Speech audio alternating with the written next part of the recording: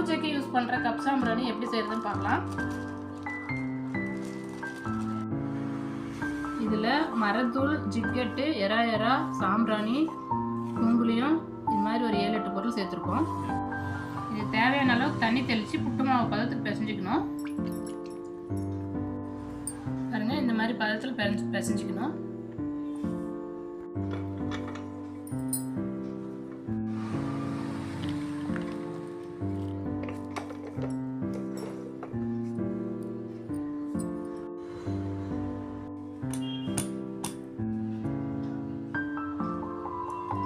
இது ஸ்டிக் சாம்பிராணி. இந்த ஸ்டிக் சாம்பிராணி ஒரே நாளில் காஞ்சிச்சுன்னா உடனே எரிய விட்டுக்கலாம். கப் சாம்பிராணி ஒரு நாள் இல்லாட்டி 2 நாள் நல்லா காயணும். அதுக்கப்புறம் ஃபில்லிங் வச்சு தான் எரிய வைக்க முடியும். ஃபில்லிங் பார்த்தீங்கன்னா சாம்பிராணி, கம் பவுடர்லாம் ஆட் பண்ணி அது ஃபில் பண்ணி அதுக்கப்புறம் ஒரு நாள் காயணும். அதுக்கப்புறம் தான் எரிய வைக்க முடியும்.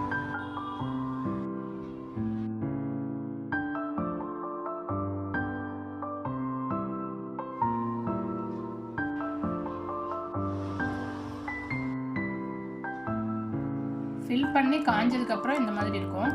இதில் நிறைய ஃப்ராக்ரன்ஸ் இருக்குது. இப்போ எங்ககிட்ட சாண்டல் பிளாக் இருக்குது. எங்ககிட்ட இப்போ இந்த மாதிரி 12 பீஸ் ட்ரேவும் 24 பீஸ் பேக்கெட்டும் இருக்குது.